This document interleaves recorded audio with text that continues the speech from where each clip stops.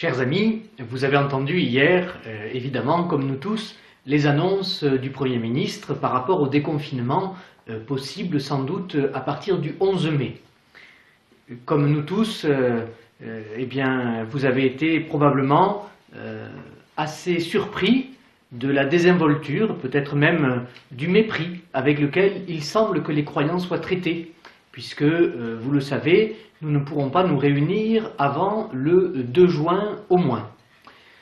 Monseigneur Mathieu Rouget, l'évêque de Nanterre, s'est exprimé dès hier soir sur le sujet et a donné peut-être une clé de compréhension de ce qui nous apparaît quand même comme assez peu respectueux des croyants.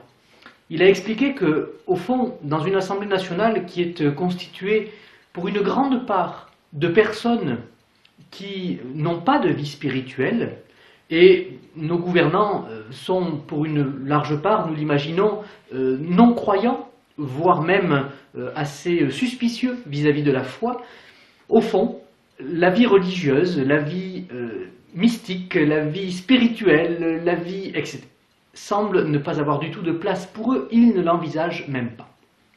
Il nous appartiendra, dans les jours qui viennent, à la suite de ce que nous diront nos évêques, de pouvoir faire des propositions, et puis le Père Michel va revenir vers vous, évidemment, pour vous en parler. Nous-mêmes, l'équipe des prêtres et des diacres de Martigues, nous allons sans doute essayer de pouvoir adapter au mieux la manière de vous rejoindre dans les jours et les semaines qui viennent.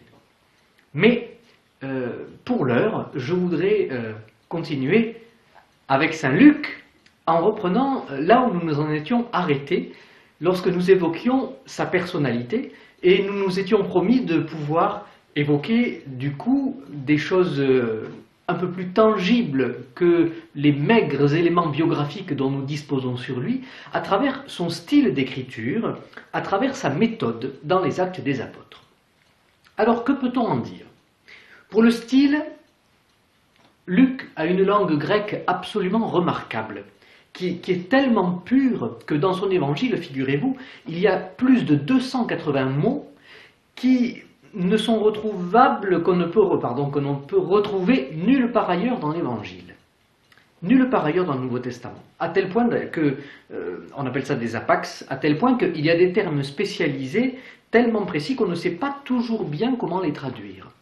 Par exemple, les Actes des Apôtres, avec tous leurs détails sur les voyages maritimes de Paul, par exemple, sont le traité le plus précis dont nous disposions sur la navigation en Méditerranée au 1er siècle.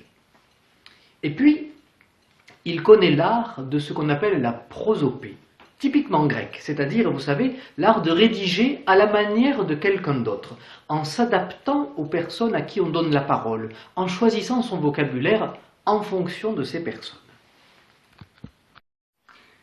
Par exemple, dans les nombreux discours des Actes des Apôtres, c'est assez flagrant. Quand il retranscrit un discours de Pierre, il utilise un grec très hébraïsant. Pierre était hébreu et c'était un homme simple. En revanche, quand c'est Paul qui parle, qui est formé à la philosophie, qui ferraille avec les plus grands intellectuels de son temps, il utilise le grec attique le plus classique.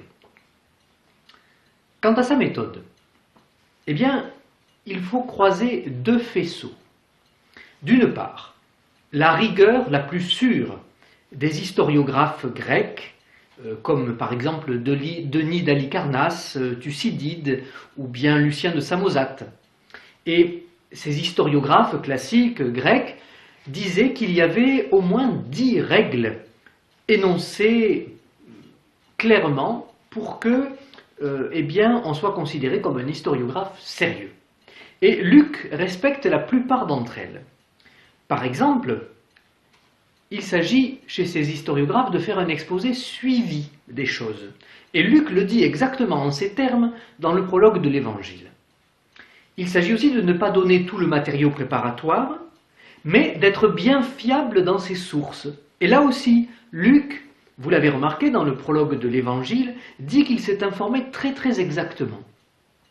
Ou encore, il s'agit dans cette historiographie classique chez les Grecs de savoir faire une bonne suite dans les faits, un bon entrelacement des événements sans qu'il y ait de coupure visible. Et c'est ce qui fait que vous serez peut-être un peu étonné, en lisant les Actes des Apôtres, de certaines transitions un peu singulières qui sont là dans ce récit, qui nous surprennent. Et puis il y a quand même un point sur lequel Luc diverge beaucoup de cette historiographie grecque classique. C'est que les Grecs disaient que lorsqu'on était un historien, il s'agissait d'être tout à fait indépendant du sujet que l'on traite. Luc ne l'est absolument pas. Il prend parti, il s'implique, et d'ailleurs, on peut même se poser la question, un auteur est-il jamais tout à fait indépendant du sujet qu'il traite? C'est strictement impossible. Mais pour Luc, il s'agit vraiment d'une histoire confessante, à la manière biblique.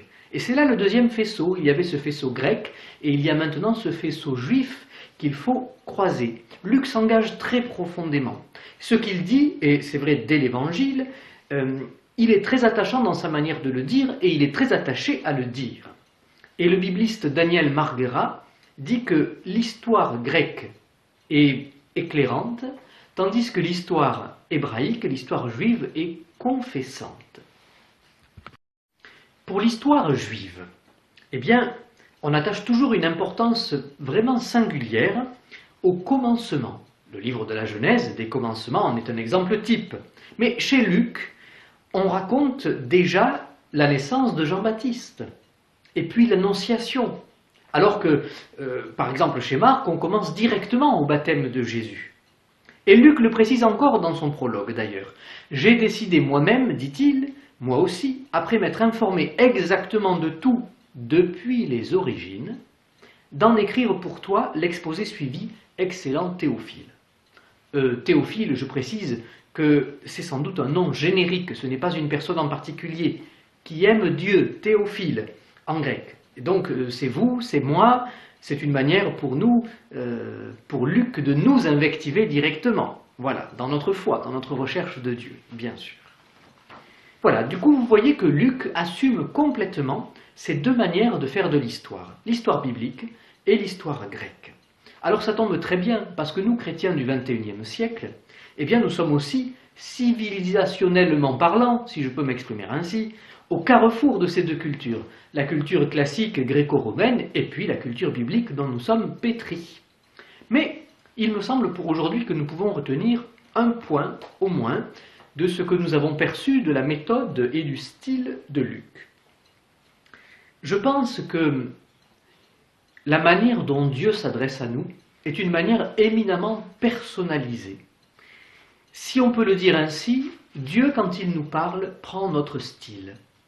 Et pour chacun d'entre nous, je l'espère, nous pouvons reconnaître la manière spécifique que Dieu a de nous parler, avec à la fois une grande délicatesse, une grande finesse et avec unicité. Voilà. Dieu nous touche par là où nous sommes un peu ouverts, où nous sommes sensibles, où nous sommes à l'écoute.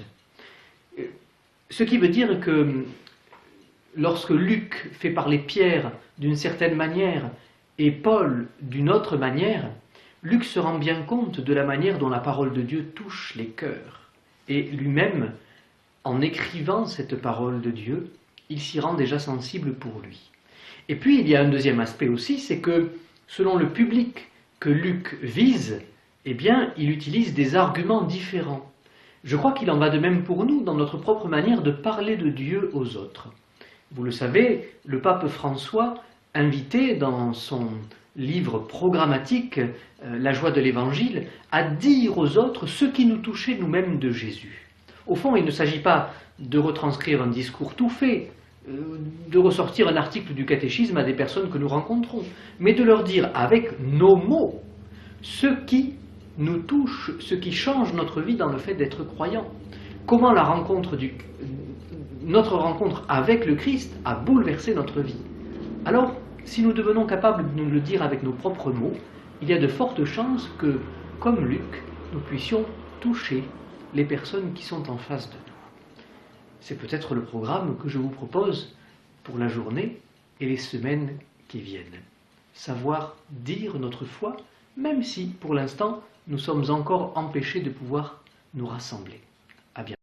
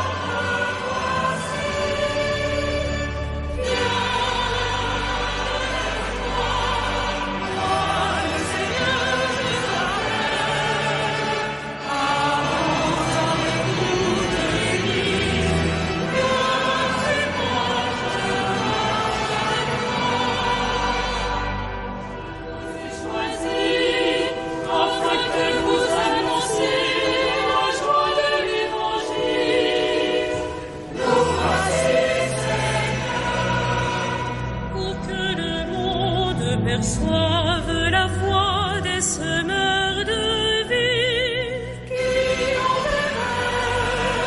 pour que l'Église proclame l'Évangile sans chercher leur